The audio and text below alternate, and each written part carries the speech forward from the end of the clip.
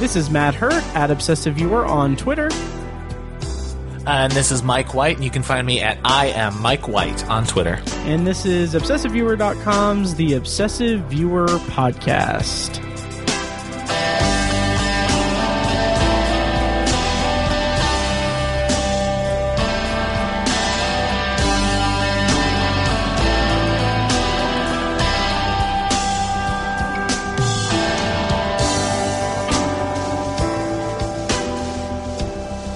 Hello and welcome to The Obsessive Viewer. We're a movie and TV podcast that covers a specific movie or show each episode.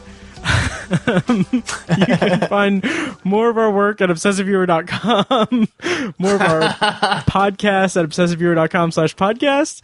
You can also like us on Facebook and join the Facebook group at facebook.com/theobsessiveviewer. And you can support us on Patreon at patreon.com/obsessiveviewer at the minimum rate of $1 per month for an exclusive RSS feed with content recorded specifically for Patreon supporters. With me today is joining me for a special episode, because it's special because he's on it, is Mike White. Oh, yes. I wish I was on frequently enough that they weren't special episodes, and that's my fault. We wish that too. So we are. Yeah. I will. For the non-Patreon listeners, Matt and I after this are gonna negotiate my contract again. Yes. For more episodes here soon. So. It's going to get contentious. Hopefully they won't be as special, is basically what I'm saying. Well, even if it was more frequent, it would still be special. Well, it's special when we're together. What? I said it's special when we're together. Exactly. That's what I'm implying. So Mike, how you doing? I'm great, man. How are you? Good. Pretty good. So we've been doing recently, since March, the COVID-19 Film Festival, where I've basically done episodes with recurring co-hosts and by myself and with Tiny, and we're just doing like kind of branded stuff. I don't know, but it's gone on for so long, this COVID-19 outbreak and the pandemic and everything else is just on fire and crazy, that I'm just dropping the COVID-19 Film Festival from it. So we are officially back to normal. Yeah, is it still decorum to be like, how are you holding up? How are you doing? And you know what I mean? Doesn't it feel like every podcast episode starts that way? Just like every email is, I hope this email finds you well. You know? Oh yeah. I've been meaning every time I start an episode, I need to say, in these uncertain times. Yeah, right. Exactly. So we're getting back to normal. The official Obsessive Viewer podcast, reintegrating to normalcy has officially started. I don't know. But yeah. So yeah. Mike, how you doing? We already covered that. It's okay. Yeah. Yeah. How are you doing with COVID-19 and with everything going on and stuff? We have to go there. We have to go there. It's, It's fine. It's a weird life, obviously. And I'll tell you what the weirdest thing has been is, like, it's now officially summer. Like, so I'm on summer break from my job, which is the 8 weeks I get every year. But, since March 14th, I haven't been at work. So I'm feeling this weird, like, the benefit of being a teacher is I feel like an end point, and a year starts and ends when a school year starts and ends for me, and I get a new group of kids, and there's a finish line, and then a new beginning every year, and without that, time feels so, like, I think of things I did during quarantine, and it's like, it feels like it was all part of this kind of concurrent thing that all happened in one time meld. It was like 2 months ago. At the beginning of this thing, there were days where I was wearing jackets outside. And we're still in this little break. We're still in this quarantine, but now it's 90 degrees outside. It's just a weird... Time is probably the weirdest thing that's happened throughout all this. Oh, totally. Like, just losing the sense of time and everything, and just regaining it and reevaluating, like, what time is has been kind of a struggle. I talked to my boss yesterday, and she was telling me that she's not left since March 17th. Like she has not, like she's gone like to like places here and there, but she was like, yeah, I haven't gone to the grocery store since March. Like her husband, Wow. Yeah. her husband works in the building as well, and so he had like his job, he goes in and works in the building. She's been working remote. And so like whenever he goes in, he's just like, all right, what do you need me to pick up at the store? And he'll go and get stuff. So. That was not to sound like a deadbeat husband, but essentially that's what my wife did. Like she had to continue to go to work. So she would be the one to pick up we always did grocery pickup, but she would go to do those. I went to, excuse me, the comic shop a couple days ago, and that was my first foray back into the world. Like that was my first time in in another building that wasn't my home or my work, which I only worked for 1 week. Yeah, crazy. It's just weird. It's very crazy, unprecedented times. But you know what? Really, and again, oh my gosh, not to make light. I know it's been difficult, but really, for obsessive viewers like us, lots of time to kind of rewatch some of the things and check some things off the list and be obsessive, as it were. Oh yeah, I will say that. I mean, I've relaunched Anthology as well, so that is slowly but surely getting to a point. If I could geek out for a second, I'm so excited about that because I am 2 episodes away I'm 1 episode away of finishing season 2 of The Twilight Zone on that podcast. Nice. So I've gotten 2 full seasons of The Twilight Zone under my belt, and here in 2 weeks, the day before my birthday, season 2 of the new Twilight Zone is premiering.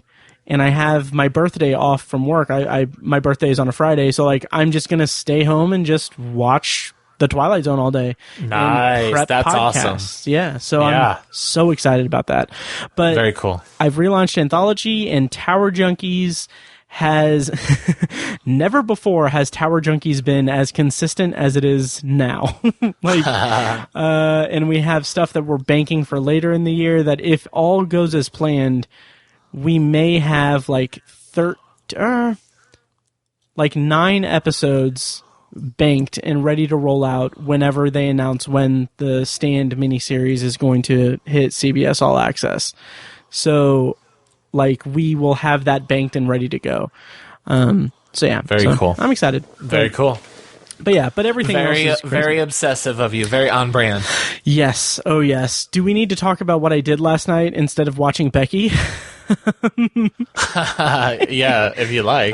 Just briefly, because I do want to give a shout out. Contributor and friend of the show and recurring guest, Ben Sears, has been he's been writing on the website for about a year now, and so last night I was like settled in to watch Becky, the movie that we're reviewing today, and then I was like, you know what, I'm gonna go ahead and just, because I keep like a note on my phone of like all of my like movie, like film journalism. I have all of my movies, like my reviews that I post. I have all of my podcast episodes I release, just in a running list of just to show like what my output for the year is, essentially.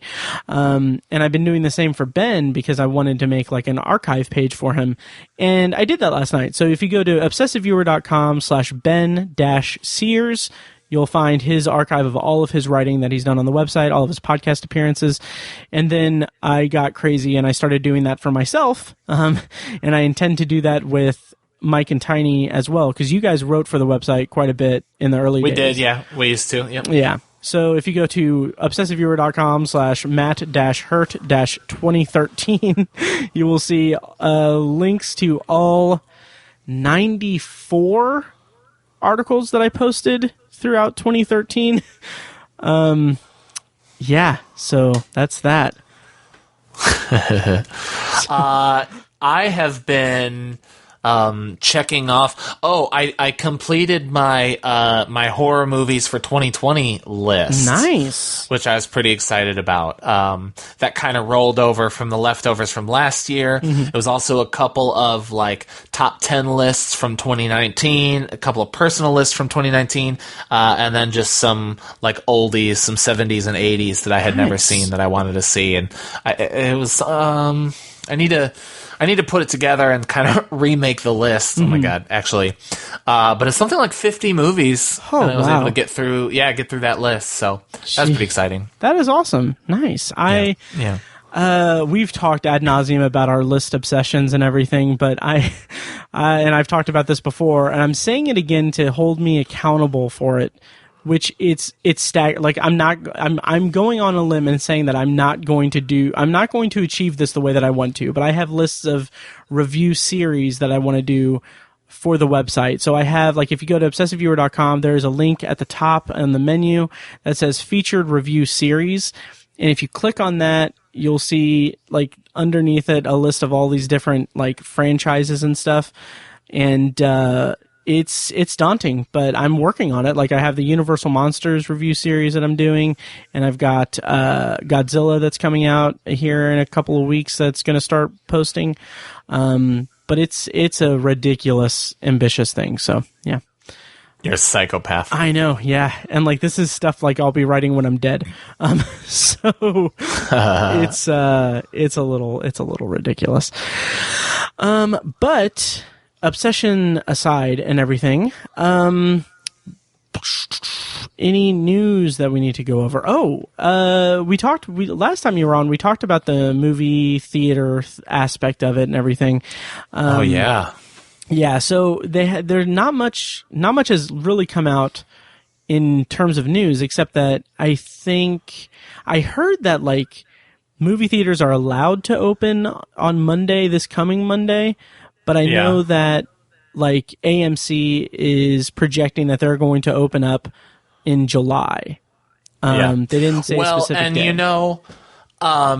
I think they're going to open, but I don't think they're going to have anything to show. And I'm really guessing a lot of these movies announcing, release dates are going to be release dates, and then leading up to it, it's going to be VOD. Theatricals, so you'll get the feeling that it's a theatrical premiere, even though they won't be. It feels like theater to me. Okay, that's interesting, because that's what Fecus said, essentially. So what AMC, when I texted Fecus last night about it, and AMC, I think what the idea is that they are going to try to reopen all of their theaters to coincide with the theatrical release of Tenet and Wonder Woman 1984. Okay. And the idea, like, the thing that I posited to Fecus, which we need to get Fecus back on, but we'll get to that eventually. The thing I posited to him is that, like, okay, I wonder, so say that AMC opens all of their theaters and Tenet comes out and has a theatrical run. Wonder Woman 1984 comes out, has a theatrical run. I am very curious what, like, the box office will be. Like, is it going to be just a massive, like, celebratory, like, just huge numbers? No, absolutely not.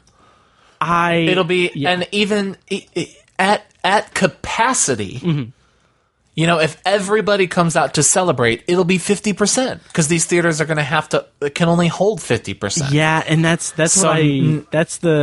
what I kind of came to at the end of that. Like, that, plus they're going to have to implement more thorough cleaning for after each screening, so that's going to stagger the screenings longer than the time frame between the screenings and everything. Oh, that's absolutely right. Yeah. But on the other hand, the theater going experience is affected for I think longer than we even think right now. Yeah, and I hate that so much. Like, that is such a bummer. I know it. Yeah, I don't know.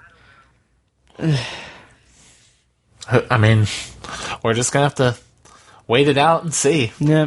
One thing that Fecus said when I was texting him was that, because, like, when AMC closed down, they said, like, okay, well, obviously all of the A-list subscriptions are on hold. We're not going to, like, when we open back up, we'll resume your memberships and everything. And, like, I'd mentioned something about that to Fecus, and he's like, yeah, I think that is done. Like, we're not, like, those aren't going to exist anymore. Oh, shit, you're right. Yeah. Which, I have this, like, in my head, I have this like gung ho thing where I'm like, yeah, when this massive corporation opens their stuff up again, I'll gladly go and support them and everything. I'll pay for a ticket. Yeah, right. It's fine. Right. Yeah. But it's also like, how sustainable is that going to be? How long are they going to have to do? Like, how long is it going to be before they can like have theaters at capacity again? Right. Oh my god, I had not considered AMC A-list and yeah, how that's more than likely done. Yeah. Especially with the way that they're talking about how they're like on the verge of bankruptcy and right. It's like that sucks so bad because like okay. Back in, what was it, like 2018 or something, when A-list happened, like when MoviePass was going on and all of that stuff was happening, if we could go back in time and be like, hey, there is a very big chance that is gonna, like, we're never gonna see that again, or if it is, like, it's all up in the air and stuff, and that's all the information we gave our younger selves, it would be like, well, yeah, because it's a subscription service. Like, they're losing money and stuff. And it's like... Yeah, right, yeah. Like, it's just baffling to me. Like, that idea is likely dead, but it's not because it's a subscription service to a movie theater thing. It's because of something that we could not have predicted happening. Unbelievable. Yeah. Ugh. It's a bummer. Yeah. But I really want to see a movie in a theater again. I know. And it can't be overstated enough how well aware we are of the actual issues that people are dealing with. Yeah. But in our small world, it's a total disappointment. Yeah. I mean, the movie industry has changed forever. Yeah. Oh yeah. And I don't know. We'll have to talk more about it when we have more information. It's more clear, like what the landscape of moviegoing is going to be like. But like Fekkes had that same thought that he was like, I think that like Tenet and Wonder Woman are going to be like a month after they're in the theater, they're going to be VOD, and like it's so, like, even with everything that's happened, it's so hard for me to wrap my head around that these massive movies, like Christopher Nolan's next movie and fucking Wonder Woman is going to be VOD. I know it. Yeah. It's just, oof. Well, that's a line that I almost feel like if you cross it, can you come back? Yeah. I don't know. And it's weird that, like, again, we talked about it a couple months ago or a while ago or whenever it was, but it's just weird to think that, like, with all of the stuff that happened with Trolls World Tour, like, did that kill the theatrical experience? Right. It's something else. It's something else. Yeah, but like you said, we also have, like, the world has a lot more big things going on that clearly need attention and is crazy. So, yeah. Yeah, that was kind of a downer of a beginning to this episode. Yeah. Let's bring it back up. Oh, yeah. Before we do that, let's just say that we did a Patreon recording. It was a lot of fun. If you want to support us on Patreon, go to patreon.com/obsessiveviewer.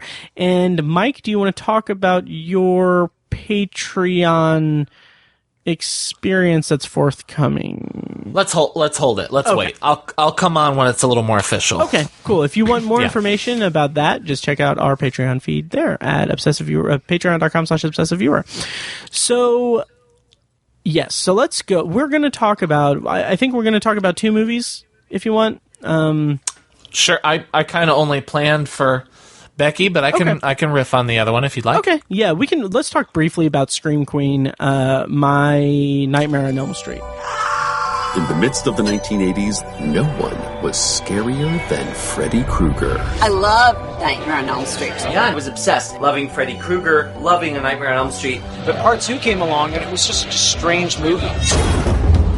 For a lot of us, Nightmare on Elm Street 2 was our introduction to, like, there's a lot of gay in that movie. Kind of a siren song for the queer horror community. Mark Patton's, he's a scream queen.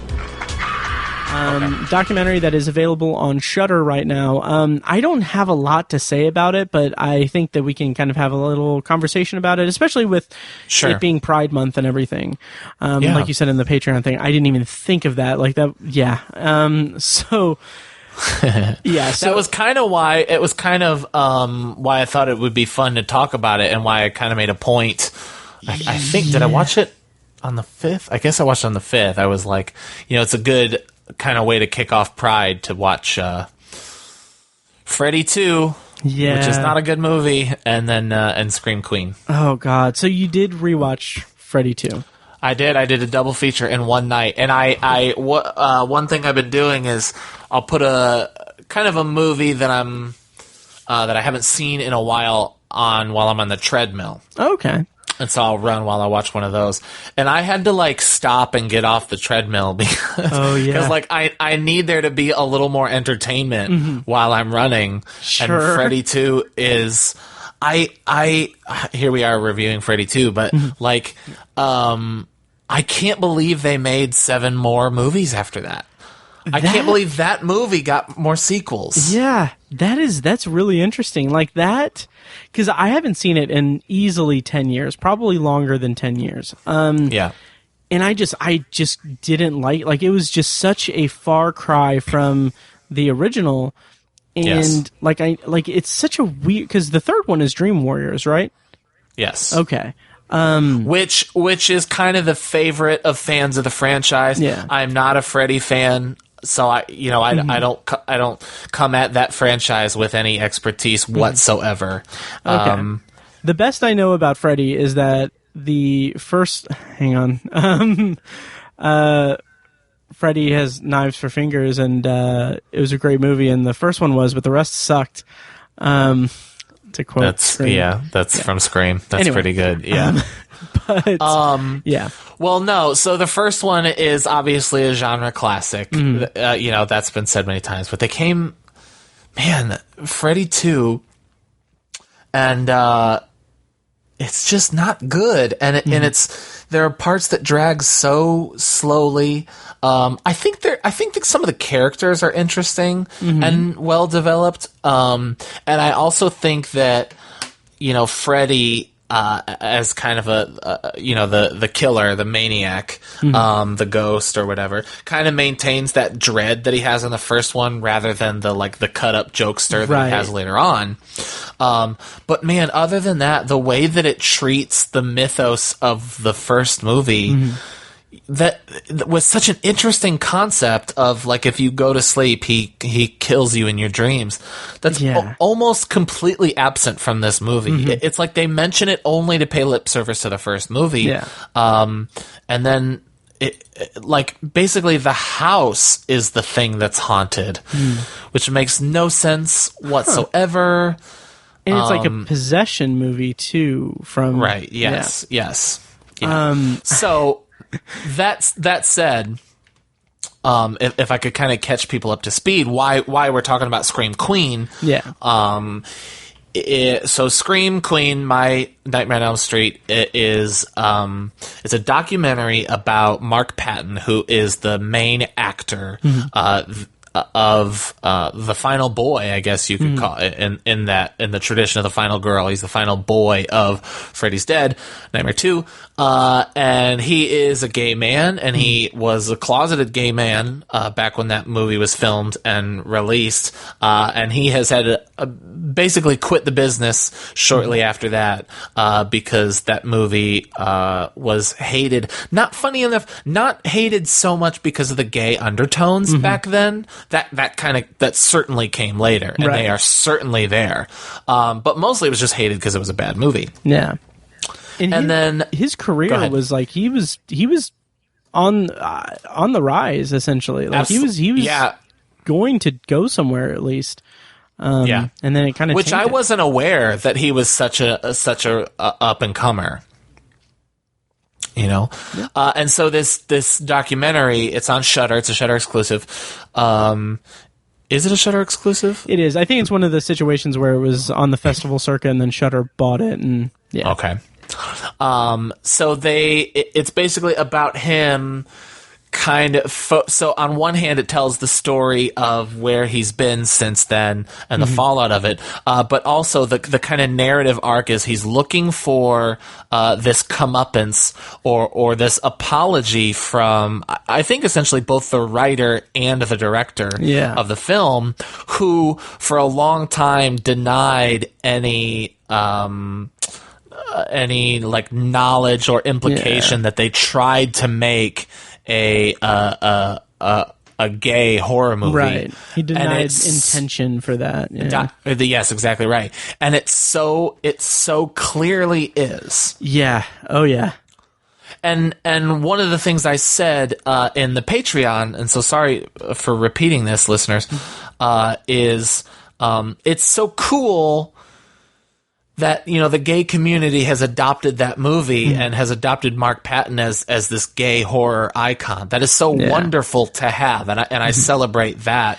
The thing that I love, if I could break in for a second, the thing that I love about that is that is so in keeping with the horror community. Like, absolutely. When we would go to conventions and stuff, and like that, it is so. It's just marvelous the way that the horror community is so just welcoming and just like everyone is there for the same thing. Everything is there. Everyone's there because they love the genre, and it's such a unique kind of thing, because horror is just like a playground of despair and like extremism.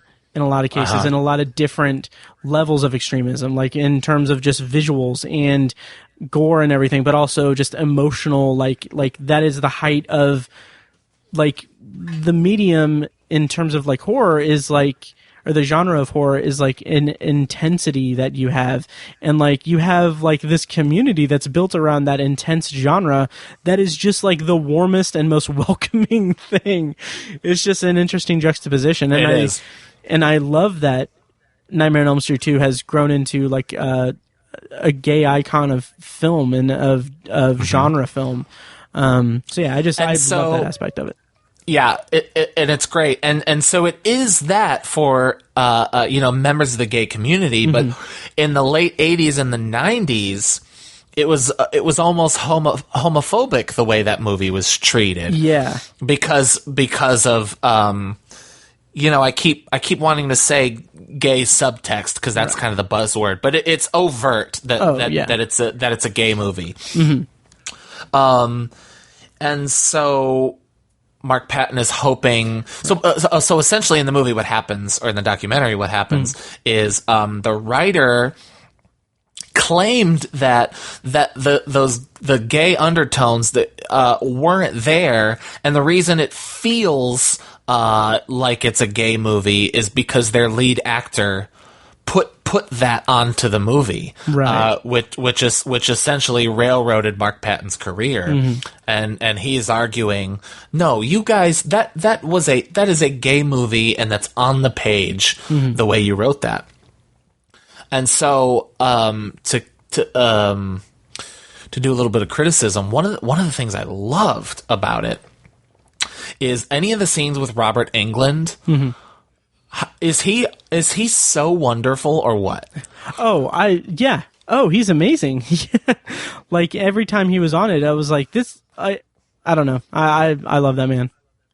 Just admitting, like taking Mark's side and being like, yeah, that scene where the two of us are confronting each other when he goes to the basement and comes upstairs from the boiler room.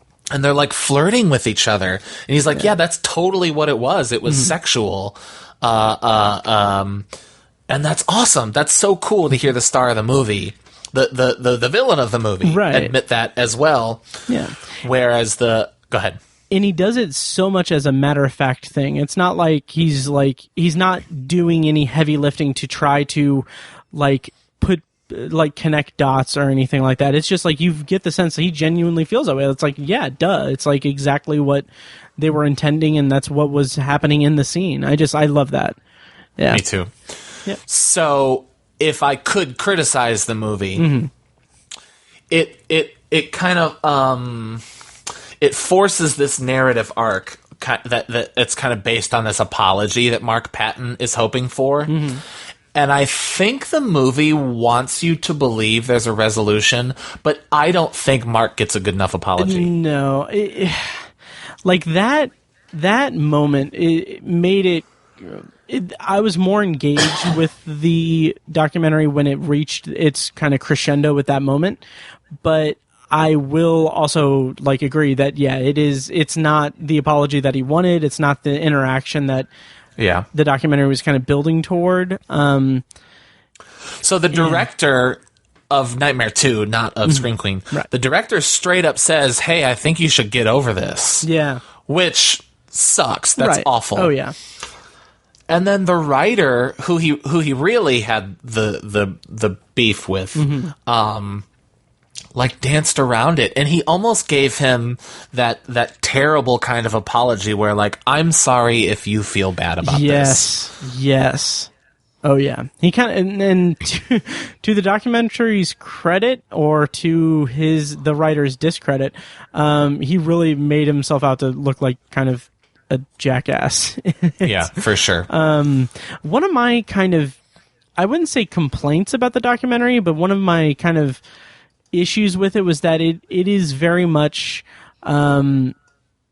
contingent on the viewer having knowledge of Nightmare on Elm Street 2. I felt like they could have gone a little bit deeper into what the actual symbolism and the overtness of the subtext was, but they just kind of just paid lip service to it. And like I said, it's been a long time since I've seen the movie, and I don't remember that clearly, and I don't really want to revisit it. But yeah. So that was one failing, I thought. That's fair. I think one of the things, and I struggle with this because I want to be progressive. Mm-hmm. We might have talked about this on the podcast before. To me, it is more important to be an advocate for people who need advocates, right? Yeah. For me, it is more important that the gay community loves this movie than anything else. But it can be... Two things can be true. The first is that the gay community loves it and it's a gay movie. That is true. That can be true. The other thing that is also true is it's not a good movie. Right. And I wonder if the director of the documentary was aware of that and kind of didn't want to linger too much on the movie to also have to hey, this was adopted by the gay community. The star was a gay man. There's his struggle. They didn't also, because at the end, when it kind of picks up, there's kind of a feel good moment of they have this movie and it's wonderful and he gets to change life and that's so cool. And I almost feel like they eschew talking about the movie because it's they would also have to say, yeah, but it's just not a great movie. Yeah. And is the documentary better for it that it doesn't touch on that, or is that, I don't want to say misleading, but is that more just kind of looking at it through just, I don't even want to say rose-colored glasses, but is it looking at Nightmare on Elm Street 2 from a very specific lens and avoiding the context of it just being just a objectively bad movie? Right. I don't know, and I think that's a pertinent question to ask, especially when it shows So at about the second act, when they talk about the release of the film, and they kind of do those face interviews with people at conventions or whatever, where the question is clearly, what do you think of Nightmare on Elm Street Part 2? Right.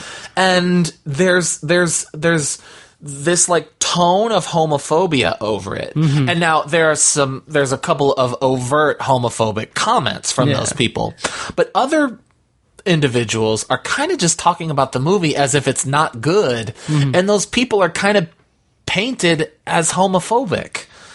Yeah, I could definitely see that. Yeah, it's just kind of one guy's it's just not good, and then it cuts to, and then you see the guy's butt, and that's kind of gay, and it's well, you don't have to put those side to side because those two people were saying two different things. Yeah, that's true. That's a good point. There was something I was going to say about the documentary also, but I can't remember now. Yeah. Oh, that's what I was going to say. So the documentary is like, it even says that it's kind of born from the big franchise documentary. What was the Nightmare on Elm Street documentary called? Oh, Never Sleep Again. Never Sleep Again, yeah. Yeah, so yeah. maybe to play Which I devil's have seen. advocate. Huh? Which I have seen. Oh, nice. To play devil's advocate, maybe that's why they didn't need to rehash like the actual content of Nightmare on Elm Street 2, because it was covered in that, presumably. Yeah. So, yeah. They're definitely assuming you've seen it. And Yeah. they're definitely assuming you've seen it recently. And we'll get to Becky here in a second, but just kind of, well, this is a dumb question because I know you, but Never Sleep Again versus the Friday the 13th franchise like documentary. What was it called? Oh yeah. Oh, you're putting me on the spot now. Yeah. I can't remember. Crystal Lake Memories. Yes, there you go. I don't know. I can't give you an objective answer. Okay, really? Because- objective answer. Because it's so far and away Jason. It's just so much. Like, by the time... So when I watched Never Sleep Again, I actually watched it pretty close to when I watched the documentary, Crystal Lake Memories. I had already read the Crystal Lake Memories book. Okay. So I had that. I love Friday the 13th. But like with the Nightmare one, so I love the first Nightmare on Elm Street, and then I love the subtext and then the overt homosexuality of part 2. But by the time you get to the third one, like, I don't care about the movies anymore, because Right. I'm sorry if I'm upsetting Freddy fans. I know he's such a big deal, but I just don't get it. Sure. And if we have any listeners who do podcasts and want to come on as a guest and kind of we'll do like a fun little debate, I would happily defend Jason's honor against Freddy. Anyway. Yeah, I've always loved the idea of I'm not in love with Freddy, but I'm in love with the idea of Freddy. Yeah, right. Yeah. Because I do think it is on the concept level, it is just sheer brilliant. Like, the idea of someone killing someone in their dreams is like just remarkable. Like, that is fear. Like, that, from my personal viewpoint, that is like, because that's the one place you're safe. Like, you're safe in your dreams. Totally. I love it as a concept. Well, and it's also it's we learn that we're safe when we're older, but when we're younger, sometimes it's not a safe place to be. Right. Yeah. Until we learn that it is, that we're not going to die. You know what I mean? Yeah. But then to have those like childhood fears of your dreams manifested into this real guy with knives who's going to kill you. Oh, it's interesting. My son, who just turned 4 yesterday, has been having bad dreams. And so we're dealing with that. He's had to sleep in our bed a couple times because he's having bad dreams. And obviously not a burn victim with knives for hands. Sure. But tonight, as we were recording this podcast, actually, he asked me to come upstairs so I could look under his bed to make sure there were no ghosts under there. Nice. Aw, I didn't tell you that because we were trying to record, but right. That's really sweet. Yeah. And that's future Oscar, if you're listening to this, happy belated birthday, or happy birthday.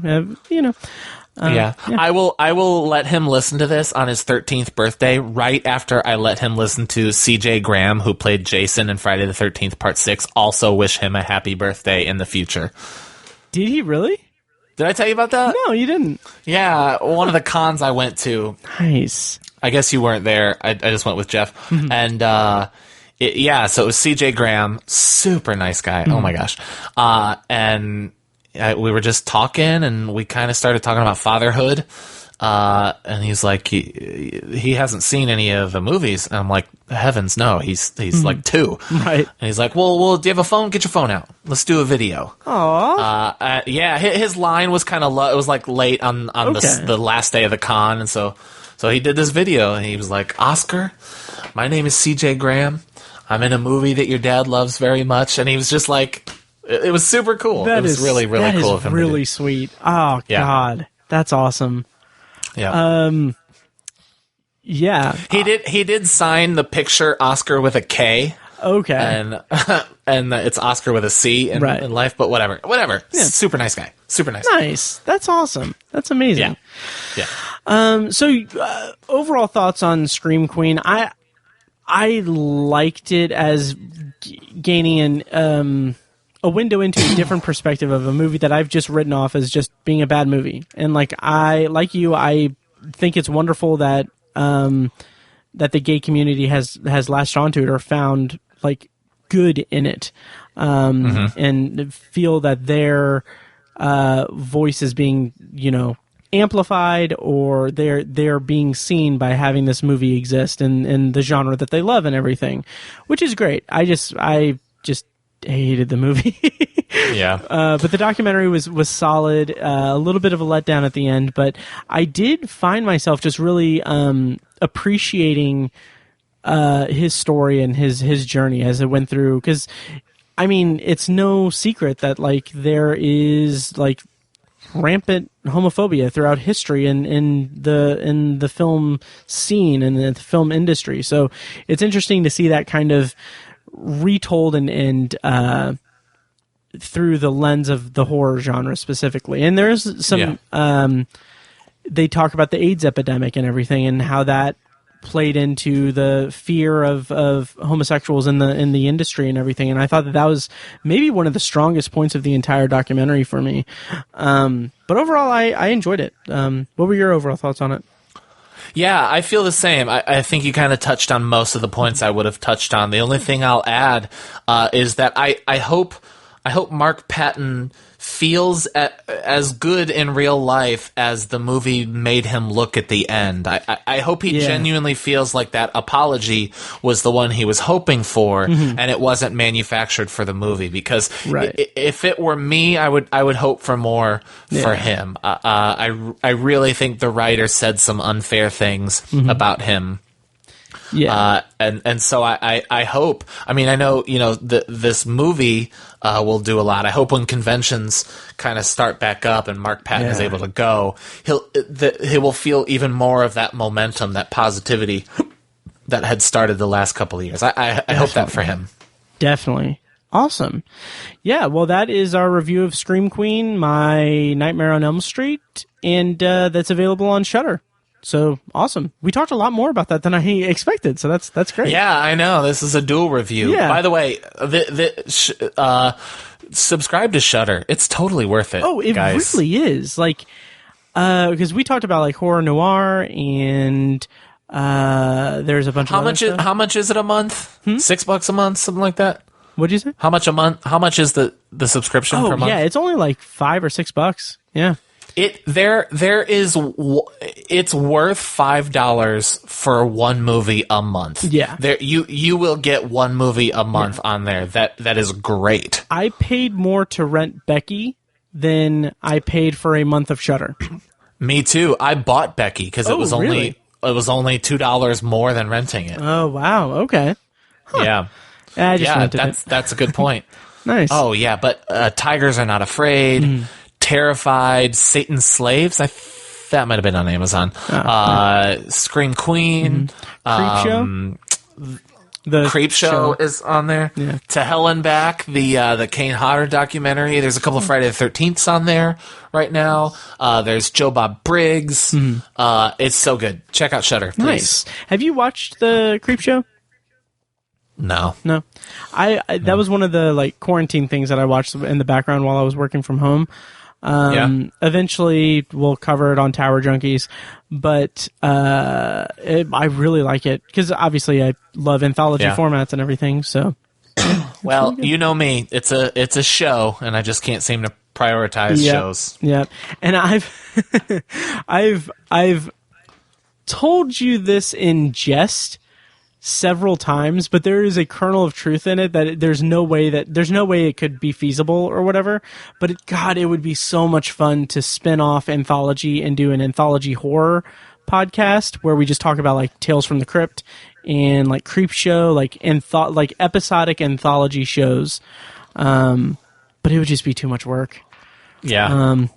But it would be great in another timeline, in another universe where on anthology horror.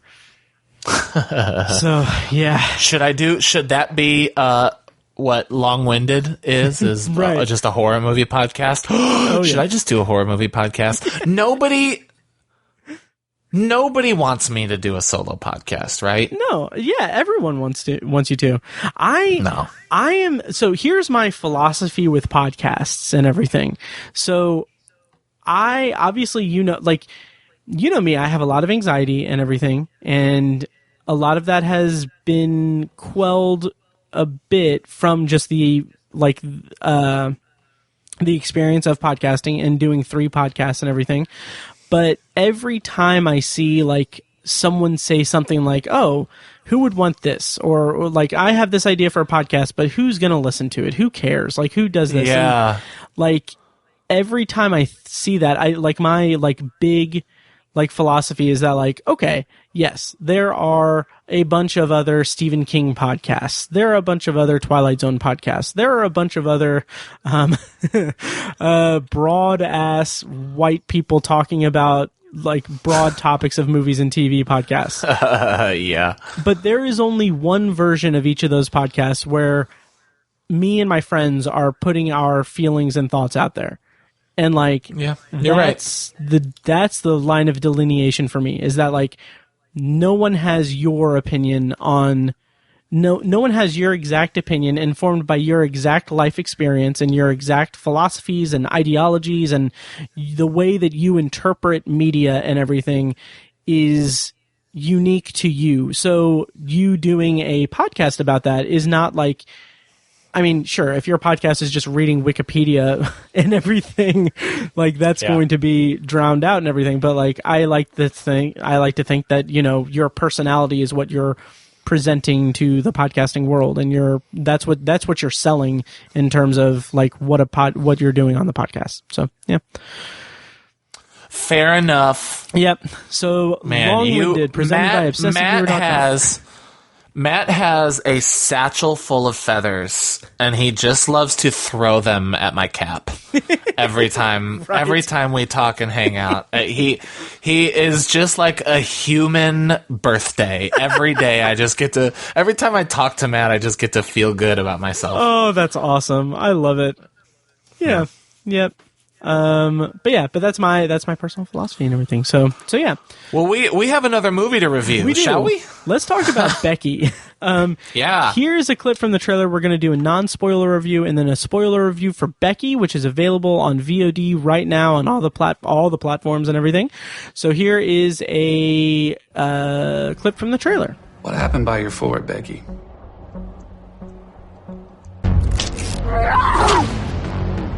Search continues for 4 inmates who escaped federal custody this morning. Authorities say the men are armed and extremely dangerous. Come on, boy, let's go swimming. Oh, can you wait a sec? What is she doing here? You let her walk all over you. She's 13. Jeff, this gentleman lost his dog. Okay, well, why don't you give us your number? Our dog is a Rottweiler. Purebred, or as the Germans call them, Rottweiler Metzgerhund. Okay, so per IMDb, Becky is from 2020, obviously. A teenager's weekend at a lake house with her father takes a turn for the worse when a group of convicts wreaks havoc on their lives. This movie stars Lulu Wilson as Becky, Kevin James as Dominic, Joel McHale as Jeff, and Robert Maillet as Apex. Directors are Jonathan Milott and Carrie Murnian, and the movie was written by people that are loading up on my IMDb app. Nick Morris and Ruckus Sky and maybe some others. So, Light Sky. So, Mike, when you approached me about being on the podcast again, you said, "Hey, I'm itching to be on the podcast. Is there anything? Do you have any topics coming up?" I was like, "Well, is there a movie that you wanted to see that you want to talk about?" And you said Becky. So, what were your expectations going into Becky, and how were they met when you watched the movie? Kind of in broad terms. Okay, getting it out there.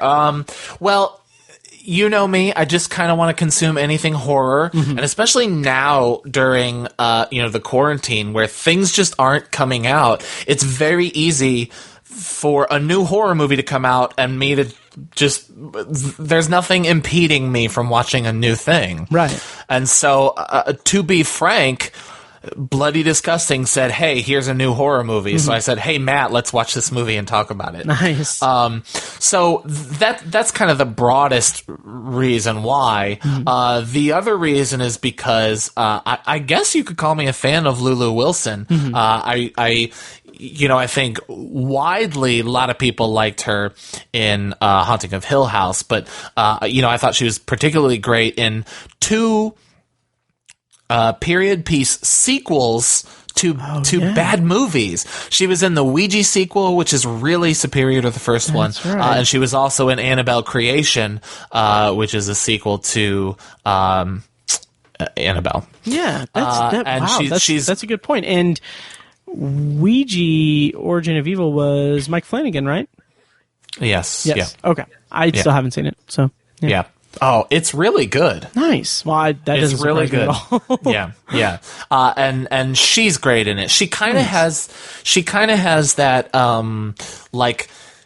not quite realistic take on being a child. You know what I mean? Like she's probably been a child actor longer than she can even remember. So I wouldn't say she has that knack for like seeming like she's really a kid, but nonetheless, as a child actor, she's a really good actress. Oh yeah. In this movie, she deals with some pretty heavy stuff that I think she does pretty well. I had some issues. We'll talk more about it in detail, but I had some issues with the characterization and stuff. I honestly felt the movie was kind of hollow in that regard, even though it does. Oh, for sure, yeah. Yeah. Even though it does play with some pretty intense emotional stuff, but it doesn't really go there with them. They're just kind of set dressing, in my opinion. But she handled it well. Yeah. If I could kind of take your comment and kind of run with it, I can deal with hollow. I think purposefully, like, do you call out a MacGuffin every time you see it? Like when you see a key, are you just like MacGuffin and it doesn't matter what that is? This one just drove me crazy. Yeah. It's similar to like Mission Impossible 3. It's wildly different. The rabbit's foot. Yeah, but weirdly enough, I don't mind it in Mission Impossible 3 because that's J.J. Abrams being J.J. Abrams. Same. And everything. Yeah, same. But same. Here, it's just like, okay, like you're being way too vague. Like, I didn't need to know like what the key went to. I didn't need to know like what, like I didn't need to think like, oh, okay, it's the suitcase from Pulp Fiction and this is what's inside it. It was a thing where it's like, I need to know more detail about why it's important. I need to know why Dominic needed that key to do like his neo-Nazi thing. Like I needed more specifics. And that it suggested that he either lived in that house or hid it in that house before. That's such a, like, they don't touch on that even slightly, except that he knows where to go to look for it, and he's like in the basement. Yeah, and it's like, how long have they? So anyway, we'll get to that when we get there. Yeah, but like I said, I can deal with hollow, and this movie is what, 86 minutes, so it's basically, it has an idea. It barely has a thesis. It has an idea. And it does that thing, and you see some really great gore effects. We'll talk about those, and maybe we'll talk about those in the spoiler section. Right. So if I'm coming in for just that, it's fine. I will say the biggest issue I had with it was the tonal bifurcation. And I almost giggled when you were reading the directors and the writers, but there are 2 directors and 3 writers, and none of the writers are the directors. Okay. And so there's this tonal, I said bifurcation, so I'll go with that. By the way, I want that to be your podcast name. Tonal bifurcation. Tonal bifurcation. Album title. Nice. I actually have a note on my phone of just album titles. Oh, that's awesome. I love it. What my current favorite is Psychobabble Bullshit. Oh, that's great. Oh, I love that. Thank you. Yeah. Anyway, so tonal bifurcation, copyright Mike White, 2020, is they're there are scenes where this movie wants to be heavy and say things. Yeah. And then there are scenes where she straps up and she's got, colored pencils and a ruler. And it's like, is the main character of this movie supposed to be 8 or 13? In my Letterboxd review, I referenced it that at times it becomes teen Die Hard in the Woods. Right. Oh, and people have said Home Alone or whatever. Yeah. And I covered that too. But in my original review, I was like preteen Die Hard in the Woods, and then I edited it and I was like teen, and then I edited it again and put teen preteen question mark in parentheses. Yeah. So Lulu Wilson is 13 and was certainly 12 when they filmed this. So that doesn't confirm how old the character is, but she is a preteen in this. But I would say, those scenes where she's got like the stupid like little fox hat that a child would wear, I feel like the writers wrote this movie. Wouldn't it be cool if an 8-year-old killed some people, right? And then they cast, a super famous horror little girl, and they said, "Well, she's 13, but let's just change a little bit." So those scenes were when I think you say hollow. I feel like it's they couldn't stick with a tone. I can totally get on board with that. I kind of wonder if there were conversations about the age in it, because like the IMDb plot summary says a teenager, but I don't know where that plot summary comes from. But I don't know if that's like the official one from the studio or what. But like I don't know if that's something that like maybe they were like, okay, well we need to find some ways to kind of age her up a little bit in some parts, because it's maybe a little bit too much to have her do this, but we also need to keep let's keep the colored pencils and stuff too. Right, exactly. It's like the script had these this iconography to it, and then they cast a 13-year-old or a 12-year-old and had to and kept those moments, because at other times there are these interesting blocking choices or editing choices where they're cool because they're different, but I think they're more like film students saying, "Look what I can do." Yes. Are you talking about like the juxtaposition of her and Dominic, and like the way that it just bleeds over? Yes, so they would do two things. She would close a door and he would open and come through. And then there's the other one where they're talking on the walkies, and they're like next to each other and it looks like they're looking at each other and it looks like, and then they're just in the same shot. Yeah. Like my instinct is to go, "Hey, that looks kind of cool." Right. And then I put on my critical lens and I go, "Yeah, but why?" Yeah. And like even the opening scene is like a brawl in a prison yard juxtaposed with kids in the hallway of the school beating up someone. And it's like, it's exactly the same. And it's like, okay, like I can respect that kind of choice in terms of like some form of subtext or thematic element of it, which we'll talk more about that in spoilers, because I'm curious what your read of it is in some respects, but like it seems so just, I don't want to say in your face, but it's like they're not trying to conceal it or try to have it as like kind of like a subtle kind of thing. It's just like, this is what we're doing in the movie. We're juxtaposing these two characters and their two lives. Yeah. But to what end? I don't know. Right. There's that like brief a spurt of exposition where the not stepmother, but her dad's girlfriend, or I guess soon to be stepmother, whatever, says like she's the most vindictive and creative little girl you've ever seen. And I'm like, first of all, how do you know? Yeah. And second of all, like you said, sorry to keep parroting, but to what end?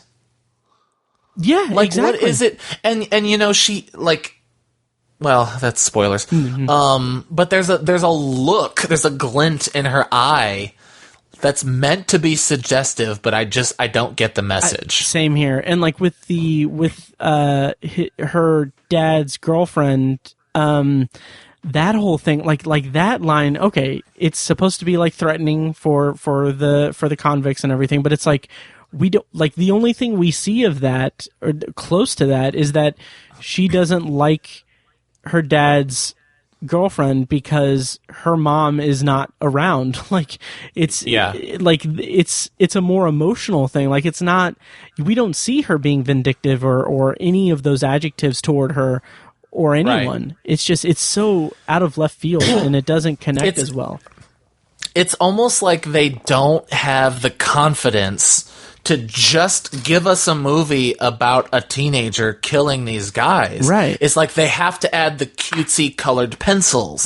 They have to add the hat. Yeah. They have to have a character tell you she's vindictive rather than just making her Rambo. Right.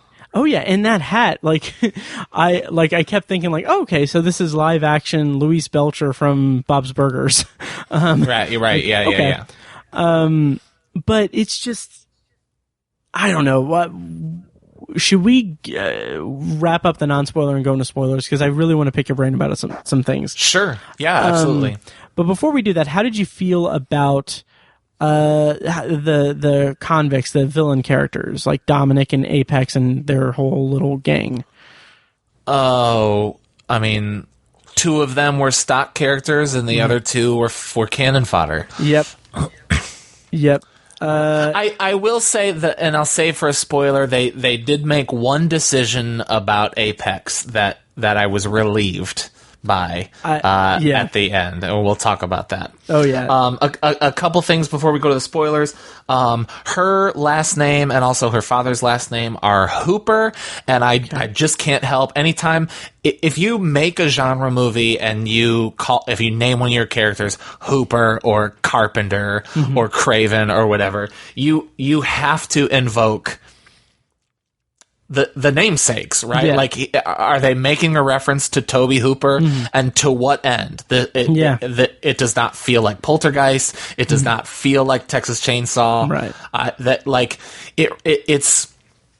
I'm seeing this trend of like lesser movies referencing better movies, and I'm like, don't do that if you don't know if your movie is that good. That, like, just show Night of the Living Dead. It's free. Yeah. You know what I mean? Anyway, what were you saying? That's funny because that is exactly why I didn't like and never revisited oh my god, American Horror Story, because I didn't like that about the first season. Oh yeah. Yeah, you're right. Yeah. But anyway. The other thing, before we get to the spoilers, I want to give people as much as possible in case they want to wait for spoilers. Also, to the fact about the convicts and stuff, it just seemed like pretty it seemed like, okay, they're Nazis, so we don't need to do any like characterization or anything. They're just, like you said, they're cannon fodder and everything. And when you have like a character or an actor that's playing against type like Kevin James is in this movie, like, the kind of appeal of that is that presumably he would have something to really sink his teeth into when he's playing against type, but he doesn't. Like, it's just a blanket character. Right. Yeah. There's nothing that anybody else couldn't have done. Yeah. How did you feel about his performance? It's fine, but there's nothing special about Kevin James in that role. Yeah. You know, his performance matches the script. Right. His I was really proud of my Letterboxd review. I put you've seen him as a king, a president, and a zookeeper. Now see Kevin James take on his most challenging, non-segue writing role yet in Becky, where he plays a neo-Nazi searching for his keys. Yeah. That's pretty I was really good. proud of that. Yeah. Thank you. But anyway, yeah. If you'll indulge me in a little bit of like schoolyard fantasy, oh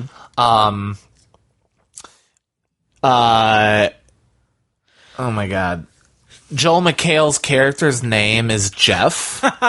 Oh, I love this already. And their daughter looks like Jeff and Britta's daughter. Does Lulu Wilson not look like she could be Britta's?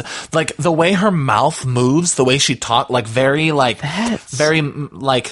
emotive in the mouth. And the mother died.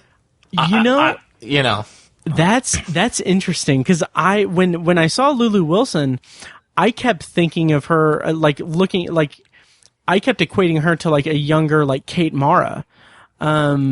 But that's interesting. Yeah, I can see that. I think she looks a lot like Gillian Jacobs. Gillian Jacobs. That's interesting. That's my new headcanon for it. I love that. Isn't that funny?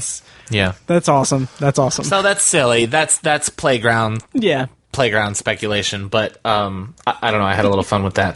The other thing, which I will say, there's some stuff I liked about this movie. Mm-hmm. So it sounds like I'm complaining a lot. I'm tired of like inmates just escaping from things. Yeah, and one of the things I liked about Halloween 2018, I was a little frustrated that he just kind of escaped, but then they kind of explained why. Yeah. I could talk forever about what I love about Halloween 2018, but Is Halloween Kills still on track? Was that on track to come out this year or next year? This year. We'll see. Okay. It technically still is, but okay. Who the hell knows? Yeah, whenever it does come out, like we'll have to set aside like 3 hours to talk about it with you. That would be awesome. Yeah, maybe you could come on my podcast. What? I said maybe you could come on my podcast. Yes, absolutely. Yeah. Anyway, what was I saying? Oh, with Halloween 2018, by now we had a trailer. Okay. So, we'll see. Yikes.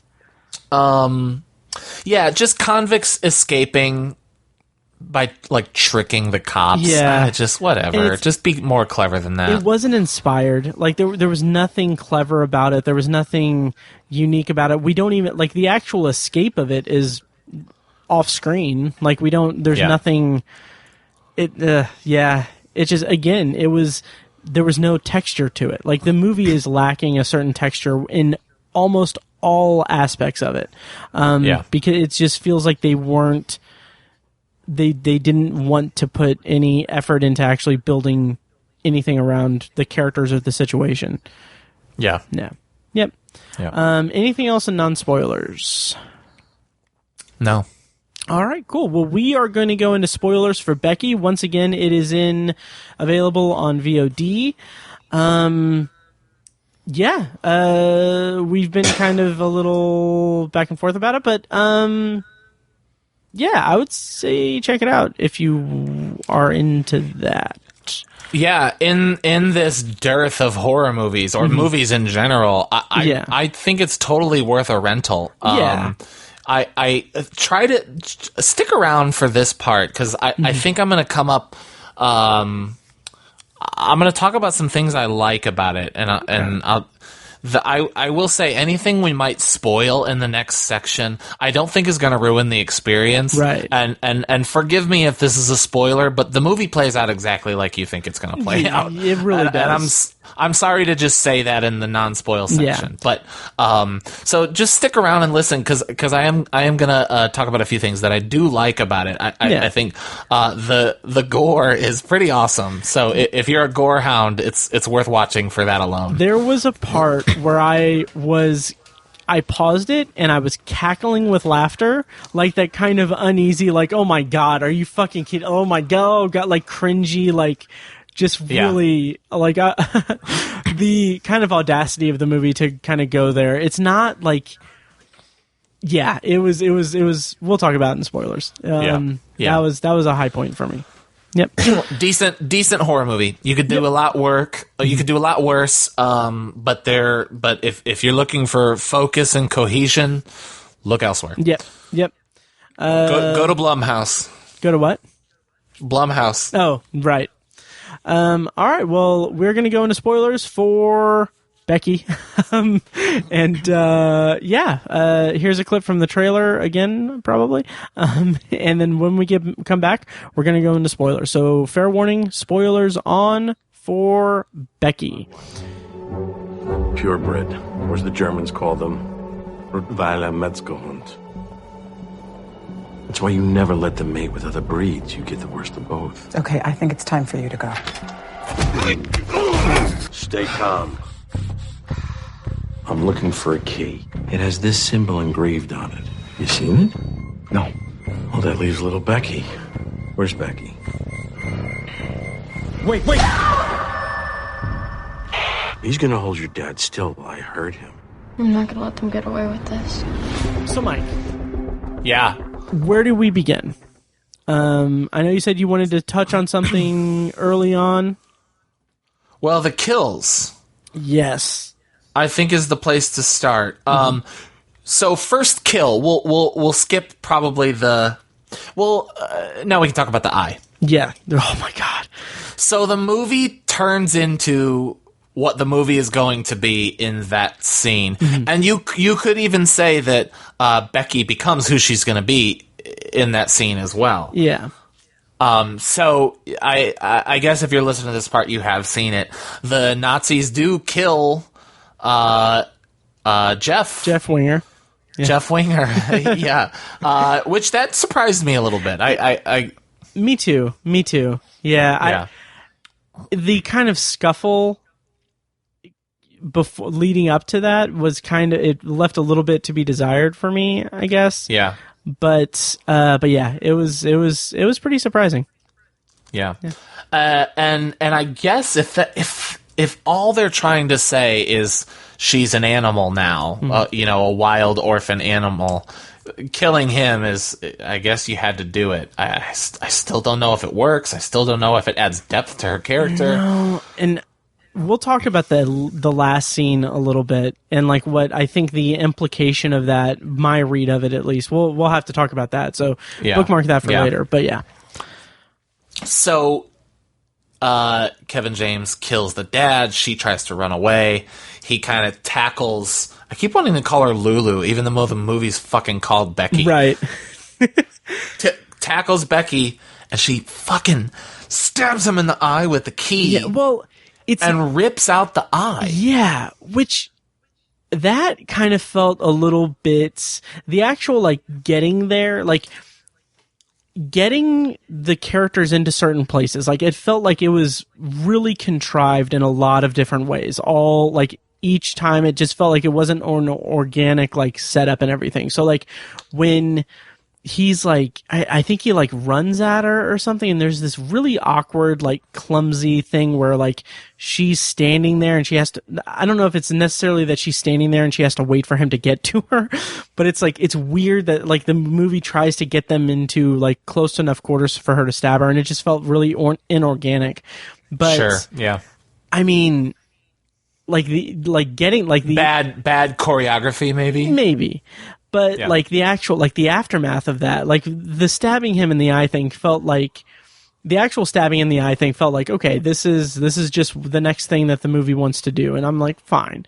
But when he goes back in the house and you see it, I didn't quite know if the eye came out at first. It went like this, and he goes like this, and I was like, is that his eye? Yeah. And I rewound it, and I was like, oh, shit. Yep. That's where I stopped, and I was, screaming at my TV. Yeah. I was like, are you fucking kidding me? Yeah. And then, trying to cut, he's so casual about it, and he's just you gotta cut I hated that. Yeah. Because, again, no texture. Have you ever scratched your eye before? Bad? Yeah. Not, horrible, not like that. But it's, pretty bad. Well, right. I had on vacation, it must have been a piece of sand or something, but I did this and it scratched. Yep. And it like ruined my weekend. Oh yeah. Like totally. Like I had to take sleeping pills to fall asleep. Jeez. Because I was just like, oh my God. Yeah. And I guess the trauma was to the socket and not the ball. I don't know. Yeah, he's just like, yeah. But then they used the kid scissors, and again I'm thinking, is she supposed to be 8? Right. Because they use that little like child iconography, and I really think they're trying to say it's a child versus these Nazi grown men, and they just didn't have the guts to go with a child. Yeah, I agree. Oh my. Yeah. Yeah. Is that a yawn? Huh? Is that a yawn? I know. Well, I gotta do. Oh shoot, it's late, man. Sorry.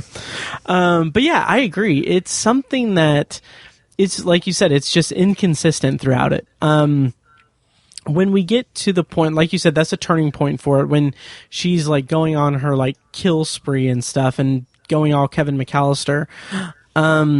It just. Like, it's fine. Like, the actual gore effects are cool. Like, the traps that she sets, like, on the dock, that was pretty cool. And I really like how that almost, like, is her downfall. like he gets the upper hand, like, what henchman number 1 gets the upper hand on her and, like, hits her in the head with the thing. But even that, like, and this is endemic of the whole movie, I think. But did I use that word right? Endemic? Indicative? Indicative, yeah, okay. Indicative of the movie as a whole is that, like, when we have these, like, cool, like, set pieces and stuff, it's undercut by something else. Like, when she's on the dock with the guy and she, like, gets the upper hand and knocks him into the lake or pond, he's just like, like, I laughed because I was, like, enjoying the movie, and I was like, oh, he's gonna, like, it's the classic, like, oh, help, I can't swim, when the dock is right there. And then he says, help, I can't swim. And I'm like, are you kidding me? Like, really? You know, that one didn't bother me because that one felt like that whole scene felt like a tonal decision. Okay. And I'll point out the two scenes that I actually did like were the 2 kill set pieces. The first guy comes to her little cabin in the woods, and I don't know if you noticed this, but something I thought was kind of cool or nifty or whatever. Maybe if I think about it too much, it's not. What she like as she's gearing up, she looks in the mirror and she goes. Like she's getting ready to go, and they take that and they add it to the score. I did not pick up on that. So the rest of the scene has the rhythm and the rest of the music, but also goes. Oh, that's interesting. I like that a lot. Huh. It is pretty cool. It is that was pretty cool. Nice. To what effect? I don't know. It was just kind of cool. Yeah. But that was. That extreme contrast of she's this girl who plays with colored pencils and then also can stab a ruler through a guy's neck. Right. And I like that violence, like got me jazzed. I was like, this is the movie I signed up for. You know, and this was what I was hoping. Right. And then, my note says fishing scene equals right tone. I wish I had more detail because I can't remember exactly why. Sure. But that when she gets hit, I always love when they get hurt a little bit. And that he's in the water and that he can't swim. They are doing a slasher scene, like a scene from The Burning or something. Okay. But the killer is her. And I feel like that is the movie they meant to make. Okay. And I don't think they successfully get from, oh, she's the monster.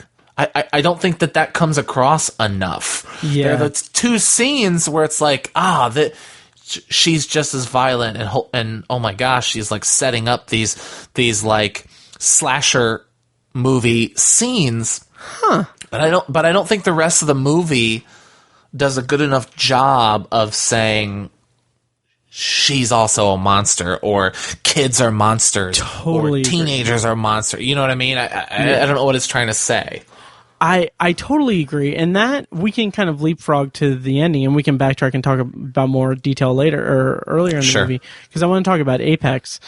But like that last scene was so confusing to me, because we've got her like they're talking through the two-sided glass or whatever. One-sided glass. Whatever. Two-sided mirror. That's what I'm looking for.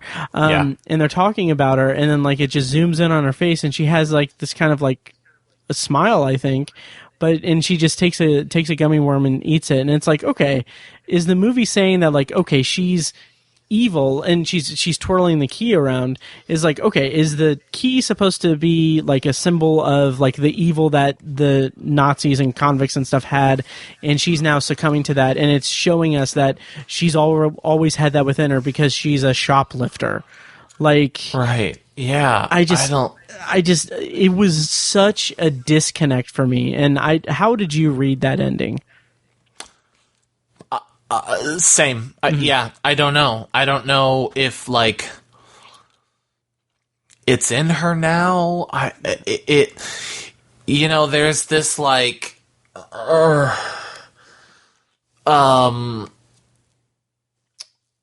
sorry. Oh, it's fine. There's almost this like vengeful, it kind of invokes like I spit on your grave, or I spit on your grave, where the victim, a girl, kind of becomes this over the top, like vengeful character. But those movies don't suggest, or that movie doesn't suggest that the girl is then afflicted with that whatever madness. Right. It's just a revenge thing. It's kind of like that. Like Halloween, was it 6 or whichever Halloween it was, where Jamie kills her stepmother. Yeah, that's part 4, and then leading into part 5, which they completely retconned. Right. But it seems like they were going for that, which I would have been on board with had they seeded it better, developed it better, and if they had made like a choice to go a more supernatural kind of route. Like if they gave some more freaking detail to whatever the key represented. And maybe, but then what? That there's some like divine influence of white supremacy. I don't want that. Yeah, that's fair. You know what I mean? If the source of their power also made them racists, there's some ethereal being out there controlling racism and Nazis. I can't. That's fair. I don't want her. If the movie's suggesting she has that, and I'm not saying it does I'm saying it doesn't do a good job of convincing me that it's not saying that. Right.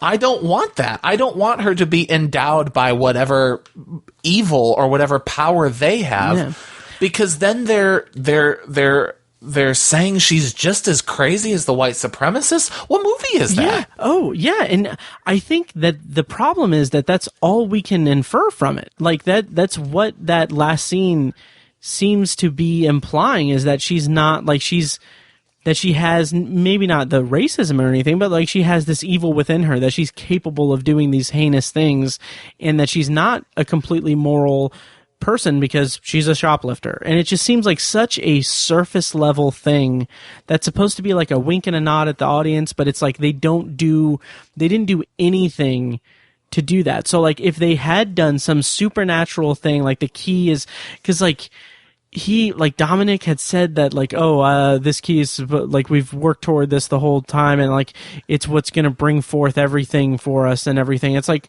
okay, like maybe add a scene or something that has more detail to that. And like if it is like some weird Raiders of the Lost Ark thing, fucking steer into that. Like if and I agree, maybe part of it is because they were Nazis and stuff, that it's not, they couldn't really dive into that, because it is just implying like racism is like you said, given to people through like some otherworldly presence. But like I would have liked something, like some kind of detail. I know. And you know what? I'm not suggesting that she becomes some supernatural white supremacist, and I'm also not suggesting that she's a racist by the end of the movie. But there's also no suggestion that she is like growing toward her soon-to-be stepmother who is black. Right. There's no like, oh, this is the family I have now. So you don't get any of that any warmness at all that suggests that she is not like these Nazis. Right. And she hates her stepmother who is black. And I don't think the movie is suggesting that that's the reason. It's not. I'm not claiming any racism that she feels that, but the movie doesn't quell that. No. Yep. Right? It doesn't give them a connection. All it's saying is she's just as murderous as they are. Right. And let's talk about the stepmother or the fiance or whatever and her kid. Like the whole movie, I felt like these are just completely wasted characters. Totally. Meant only to intimidate. Like, she intimidates them by telling them about this girl that is going to destroy them. When it should be, like, when they came in and everything, I kept thinking, like, okay, like, what's going to happen and everything? Are they just going to be just, like, murdered and everything? And then I realized, like, oh, shit, they're both African American and they're Nazis. And, like, I thought, like, oh, there's something there. But the movie doesn't do anything with it. Like, it just wastes it. Sorta. Yeah. He kind of gives them a look and talks about purity and, you know, the dog is pure, and then notices that the two of them are together. That's kind of there, but there's no, it doesn't have anything to do with the movie. It's just like he is Nazi. Nazi equals hate black. Right. You know, there's no subtext or anything. And even that, like, that's a fair point about the dog and everything and that, but that's even him talking to Jeff. Like, there are scenes where he's one-on-one with, oh God, I can't remember her name. Kayla? I don't know. She's so underdeveloped. I just call her the stepmother character. Yeah, Kayla. They're like one-on-one, and like it's a completely different movie at that point. Like, Becky is out there murdering all the people, and then like we get Dominic and Kayla and Ty, and it's like it's just nothing. Like, there's nothing there. Yeah. And then we get Apex. Let's talk about Apex if you'd like. Sure. Kind of second in command of Dominic's outfit and everything, and he's the one character we get more development of. Like, he has a little bit of a conscience, and like you alluded to this in the non-spoiler part, but I kind of love the end with him. Like, I like the way that they handled that ending. Was that what you were alluding to? Yes. Okay. Yeah. Well, you know, in the when he first takes the stepmother and her son to the back room, and it has his crisis of conscience, and says, "Escape out the side door" or whatever, right? And run. I was like, oh, he's got like this is the guy who's going to undermine. He's kind of got a heart, and I was like, wait a second. He's the guy who killed the two kids from the back of the car. Right. And I was just like, in the same day? That's like, it's one thing to have, I mean, there are so many good stories of convicts who learn from their mistakes and spend time in prison and try to do right and are not always forgiven, and those are good arcs. But the fact that he killed these two kids, and in the same day he's like, oh, I don't know about that anymore. Within like, I would wager to guess like a day, like an hour or two. Like, 2 hours. Yeah. Yes. And it would be different, and this is going to sound kind of, I don't know how this is going to sound, but it would be different if that wasn't off screen. Like, if that wasn't so off screen, because it is just implied. Like, the only blood we see from that scene is when when Dominic beats the shit out of the driver. And then we just see that. So, like, it's causing the audience to have to do a lot of heavy lifting for the story to buy into the fact that this guy that the movie is not developing enough for us, that we can. It's telling and not showing us that he has a crisis of conscience. Yes. Yeah. And so his ending with I almost called her Lulu also. With Becky. In my head, I was like finishing your sentence with Lulu. The ending with her, like that was cool. That was I appreciated that. At least I wasn't sure if that's where that was going to go, and I'm so glad it did. Yeah, and I appreciated just how quick and sudden it was and everything. So I liked that. He's the last one to die. We actually skipped over that she brings the lawnmower over Kevin James' face, which that was pretty cool. That was cool. And the camera lingers on the aftermath of that, and I was like, it's like just like a frame or two short of gratuitous, but it's welcome. Yeah, I dug that. What else can we talk about? Anything else? I don't know. I think we would just be reiterating a lot of the same points. I will say, I think I talked myself out of liking this movie. Oh, really? Even more. Well, I just think whatever they're trying to say about Becky, I don't like it. No. Nope. Same here.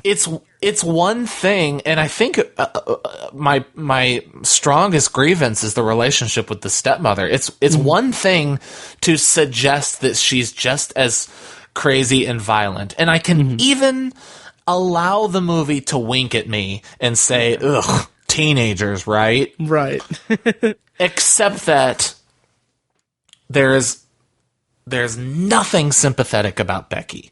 Absolutely nothing. She has zero connection with the mother, who the main villain hates because she's black. Right. There's no connection there. And then she is also entranced by this key. Yeah. And no matter what that means, it is either suggesting she's just like them or not doing enough to suggest that she's not. Yeah. And that's a really detestable character. Even if for a while it was fun watching a teenager kill Nazis. Right. If you don't give us a reason to like her, and in fact, you don't do enough to give us a reason to not actively dislike her, that's bad. Yeah. Oh, I agree completely. And like, I haven't seen Green Room in a long time, but like, I just kept thinking like, this is just like, like a sort of like just not rip off or anything, but like this is like dime store Green Room. Just very just uninspired, and whereas Green Room had so much more going for it. And it kind of felt like, even with like the ending and like the gratuitous violence, I don't want to say gratuitous because I don't want to have it a negative connotation, because I thought the violence was really cool. But the just like it seems like the movie is built around the idea that like, okay, we have Nazis, we're going to kill Nazis, so that's all we need. That's going to be satisfying and everything. And yes, there is a very profound satisfaction that I get seeing Becky fire a shot into a Nazi who is trying to talk about, like, he's talking through his conscience and how he's kind of like coming around to it. It's like, okay, yes, that's satisfying because fuck Nazis. But there's nothing else in the movie to really delve into what's going on. And to the point about Becky and the key, like, she had I don't know. If there was like even one scene that showed like that she was influenced in some way by the key, like early on, like that would have sat a little bit better with me. But since there's not, it doesn't. Maybe, but I can't get down with the idea that she is just like them. Yeah. It's one thing for a movie, and I've seen plenty of stories where the point of the movie is to say, when the victim becomes the killer, aren't they just as bad? You know what I mean? Right. That's a story I can get on board with. If the movie is about a person fighting back against the elements, or being pushed to their limits, or the animals we become when we're forced to do things we would never thought we would do. But if you're being forced by a magic Nazi key, or the movie does nothing to say that you're not, right? You can't be on Becky's side. Yeah. The movie does nothing to bring you to Becky's side except to say, "Oh, that was cool. She ran over him." Right. Exactly. Yep. So I think that's why I hate the ending. Yeah. I feel like that ruins a lot of the goodwill, the fun of it did. Yeah, and that read of the dock scene was like that. Like, I agree with you. You swayed my opinion of it. Like, that's the movie I would have liked to see more than this. But unfortunately, we didn't. So on Letterboxd, I rated it 2 stars. Yeah. I think mine was a 3, but I'll go. It's tough. I have such a recency bias. Yours was 3.5. It was 3.5. Oh, I gotta take that down a little. Well, I'll say, and I've said this on the podcast before, I watch a lot of bad horror movies. Yeah. I watch so much garbage that not only doesn't have anything to say, it's also like technically poorly made. That when a thing is filmed and edited with competence, I tend to overrate it. Maybe. Yeah. Yeah. Yeah. I don't know. To go back just slightly, just to touch on this, like the idea of the key, like your point about the key and her being like evil. Ew, I liked it. I'm gonna go 2 stars and take the like away. Okay, good. Yeah. But the way that the movie's communicating to us that they're the same early on, like those shots that are mirroring each other, is just I agree. I don't like it, and I don't like what it's implying about our heroine character. I mean, the one sentence summation is the movie says she's just like them, and they're Nazis. Right. That's not okay. No. not today. Yep. Totally agree. So does that do it for our review of Becky? I think so. Yeah. All right. Well, I am ready for bed. It's late where you are. It is. But yeah, any parting thoughts? Any like rapid fire suggestions you want to throw out to people? I know you suggested some stuff on Shudder. Anything that's caught your eye that you want to recommend for our listeners? Yeah, so like the rapid potpourri. My wife and I have been watching Schitt's Creek. Oh, nice. It's so wonderful. It's so good. Nice. It's funny and heartwarming in a way that you don't really see as much anymore. It's a fish out of water story, but they do where a lot of sitcoms will go really quickly toward them being acclimated, or they'll really play the fish out of water thing. Schitt's Creek really takes its time developing relationships with characters, and you see that the people in the town actually care about the main characters in a really fun and sweet and genuine way. Nice. The other day I watched Scott Pilgrim versus the World. Right. And I used to kind of be on the team that thinks it was like an underseen, underrated gem, and if only more people had seen it, it would have been more successful. And I didn't like it. I think it has the legacy that it deserves. Yeah. I was kind of lukewarm on it when I revisited it a few months ago. Do you think that, and this might be a bigger conversation for the next time you're on, but do you think that's more of an age thing, or just like just how the movie is. Like, when you first saw it, was it like just like your experience at that point versus now? Like, have you grown or yeah. Well, so I was 22. I thought this was supposed to be rapid fire. I know. So I was 22 when I first saw it, and I'd like to think I had a little bit of a sophisticated taste when I was 22, but I guess I was close enough. I don't know. I just don't get it. Okay.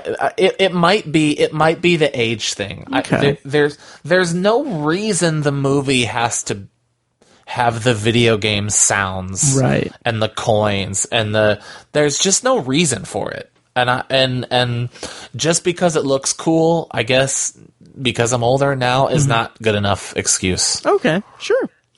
Yeah, I'll agree with that. Couple things rapid fire from me. I've been watching Kim's Convenience. Have you watched that at all?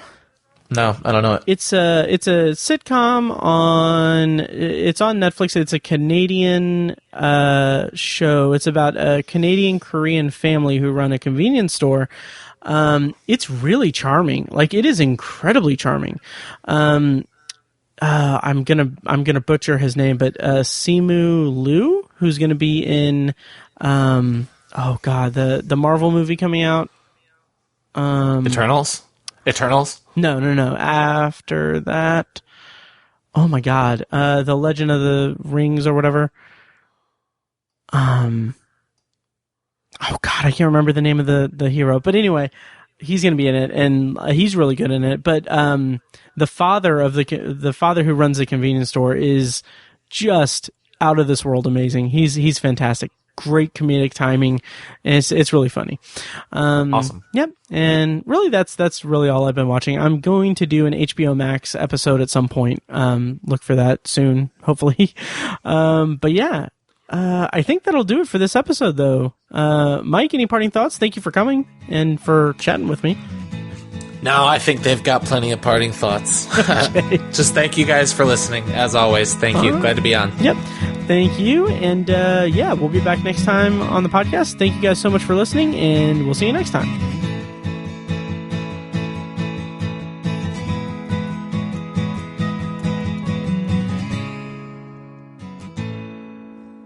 And now, here's a short clip from our Patreon exclusive RSS feed. To hear the full clip and more exclusive Patreon content, go to patreon.com/obsessiveviewer and become a patron at the minimum rate of $1 per month. Thank you and enjoy. Yeah. And speaking of that 70s show, I've already said this before, but it premiered in 1998. Okay. Which was 22 years after the setting of the first episode. Right. And subsequently the first couple of years of the show. Takes place in 1976. So the show debuted 22 years after it's set, right? It is now 22 years after the premiere of the first episode. Would you want to see a 90s sitcom?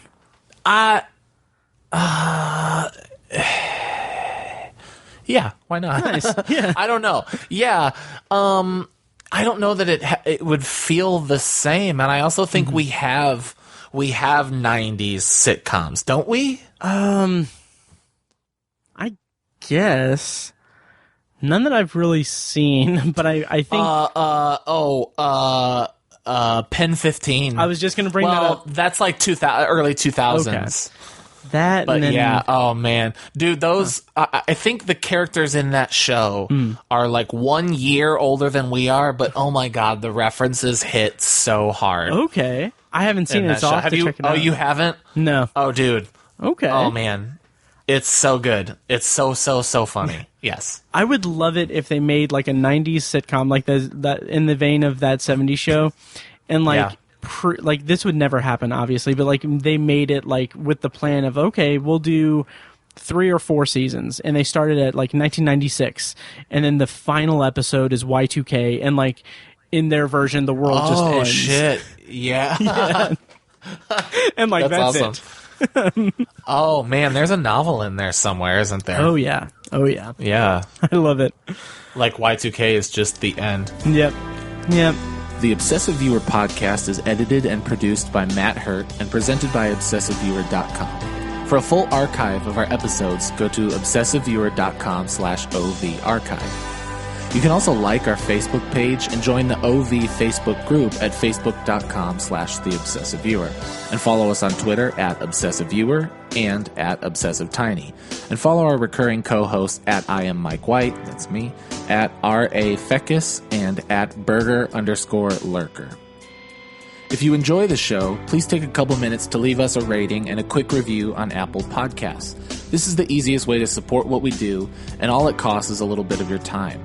If you'd like to donate to the podcast, you can make a PayPal donation at obsessiveviewer.com/donate, or support us on Patreon for recurring donations and access to commentary tracks and B-roll audio recorded exclusively for patrons at patreon.com/obsessiveviewer. Every donation goes toward paying the fees to keep the podcast running and is greatly appreciated. For official Obsessive Viewer merch, including shirts, mugs, phone cases, and more, visit our TeePublic store. You can find a link to the store in the show notes of this episode and at obsessiveviewer.com/donate. Or you can simply search for Obsessive Viewer at teepublic.com, T-E-E, public.com. For information about our annual live event showcasing short horror films from local filmmakers, check out shocktoberinirvington.com. And for an archive of all our events, as well as news about potential future events, head over to obsessiveviewer.com/live. For more podcast content, you can find Anthology, Matt's solo podcast covering The Twilight Zone, and other classic and contemporary science fiction anthology TV shows at anthologypod.com and on Twitter at OVAnthologyPod. You can also find Tower Junkies, a podcast where Matt and Tiny share their love of all things Stephen King and his magnum opus, the Dark Tower series, at towerjunkiespod.com and at towerjunkiespod on Twitter. And finally, check out The Secular Perspective, Tiny's side project podcast, which tackles current events and life's big questions from the perspective of secular hosts Chad and Amanda at thesecularperspective.com. The theme music for The Obsessive Viewer comes courtesy of the band Loudlike from their EP Mistakes We Must Make. Additional bumper music is provided courtesy of As Good As It Gets, which can be found at facebook.com/asgoodasitgetsband. Thank you so much for listening, and we'll see you next time. Kitty!